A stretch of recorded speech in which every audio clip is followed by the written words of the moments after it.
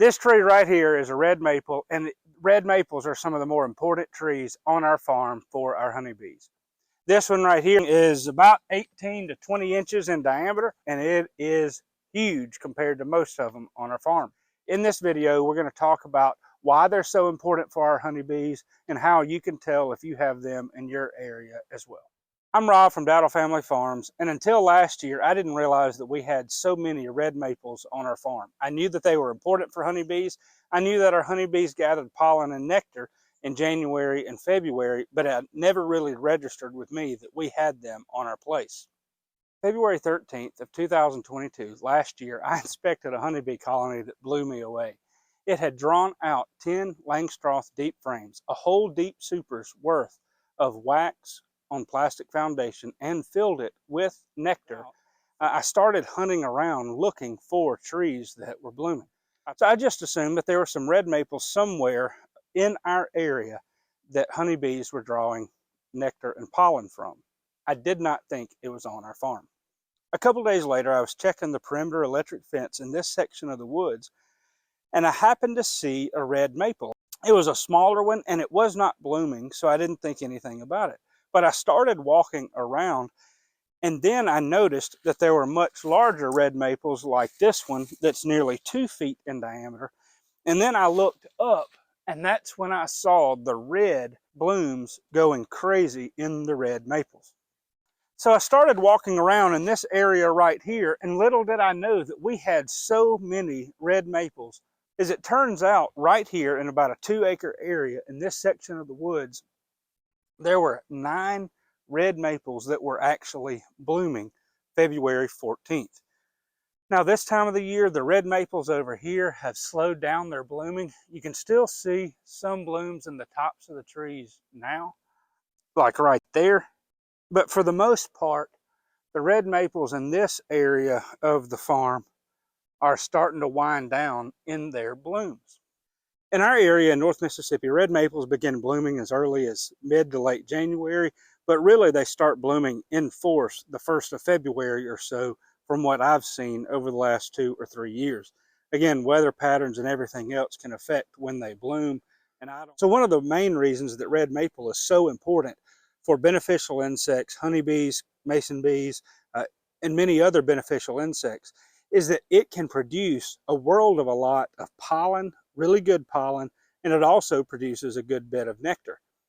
In our area here in North Mississippi, just in Lowndes County, just outside of Columbus, Mississippi, red maple begins blooming sometimes as early as late January, but really it's blooming in mass about February 1st, 5th, something like that. In addition to being one of the earlier producers of nectar and pollen in mass for honeybees and other beneficial insects, is that the red maple blooms at various stages. All red maples on our farm anyway do not bloom at the same time.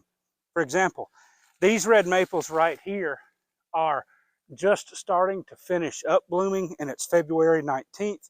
The larger red maples where I filmed the first introduction of this video have already finished blooming at this time of the year. However, on the north side of Dowdle Road, they're just beginning to bloom, and we're less than a mile from those trees. So any of the honeybees on our farm and within 2 or 3 miles of our farm will have access to red maples that are blooming from a period of February 1st all the way through the end of February and on into early March. The reason that these two aspects of red maple bloom times, early in the year and an extended period of time, is so important for our honeybees is here in Mississippi, our honeybees really do not do very well over winter. And many times it's warm enough, 50, 60 degrees, everywhere from October or November all the way through January, February, and March. Yes, we'll have periods that last a week or two that are rainy or windy or wet or cold, but much of the time of the year, the honeybees are still flying around because we do have really warm winters. So red maple is really important because honeybee colonies tend to be weaker. They're raising brood, trying to get ready for the later spring rush. Pollen is really important for raising brood, and nectar is really important for feeding adult bees. So even though there are other pollen sources this time of the year sometimes, there's not a whole lot of nectar sources available. Some people will talk about how dandelion honey is really good and really important, and it is. You can look out and see a lot of dandelion or a lot of the dandelion seed heads that have sprung up and are blowing out. But realistically, in terms of forage for honeybees, there's not acres of pasture available to feed a lot of honeybee colonies in one small area. One large red maple can take care of a world of a lot of honeybees because there are thousands of flowers on the red maple itself.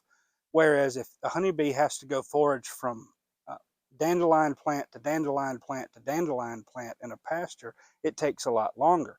Whereas if they can go to one red maple tree, forage, fill up their pollen baskets, or fill up their stomachs with nectar, they can go back and it's a readily source that's available with lots of it around without having to look for a whole lot of it at one time.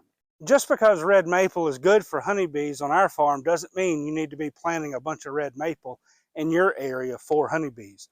And indeed, one of the problems with red maple is it blooms at a time of the year where the weather is so absolutely fickle. It can be warm, 60, 65 degrees. Later this week, it's supposed to be 78 degrees. And it can also be really cold. If that happens for an extended period of time, the honeybees cannot get out and gather the pollen that they need and the nectar that they need.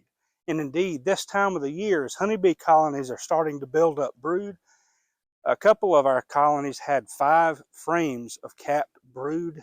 When I inspected them last week, that is a lot of capped brood for this time of the year. If we have bad weather or weather where they just can't get out and forage, the honeybee colonies can starve. In fact, some of the biggest mistakes I've made because I did not give them enough food during extended periods of rain where they could not forage in February and March. So that is one downside of when red maple blooms, but it also has its benefits as well. So now let's take a walk around and look at how we can identify red maple on your place. So this is a red maple right here. You can see that it's got the same bark pattern that you saw before. You can also see that it's starting to get rougher, the same moss, and also the lighter and darker areas on the tree. However, this one you can see a little bit more clearly because it had a branch that broke off. You can see that the bark now looks very, very different on some of the older trunk of the wood. It's in transition, but those kind of chasms or fissures, whatever you want to call them, will be much more pronounced the older the tree gets. This is a much larger red maple. You can see that the fissures in the bark, but the bark is much, much rougher. And in fact, that's about an inch deep right there. When you look up into the trees, you may not see a whole lot of them, but that's the very thing. The buds are so small that they're hard to see from a distance, especially when you have trees that are blooming way up high from a distance. It's hard to tell that they're actually blossoms.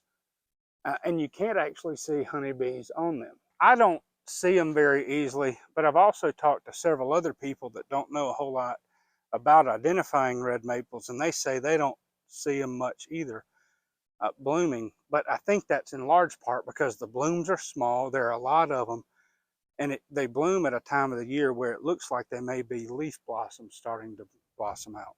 So maybe you're like me and you didn't know that you had a lot of red maple in your area. Maybe it's because you're colorblind like me, or maybe you just don't see it blooming against the backdrop of the sky with the sun shining on it and everything else from a distance. Who knows? Let me know. What time of the year does red maple bloom in your area? Where are you located? Let me know in the comments below. Did you know that nectar and pollen especially can help with other beneficial insects as well? Mason bees are solo bees that begin to hatch about this time of the year. They are not colony type bees, but rather they're individual bees. The female will go gather pollen and nectar, lay them in a tube, and then they'll hatch out. Mason bees are native to the United States, whereas honeybees are not native to the United States. But there are a lot of beneficial insects that benefit from the nectar as well.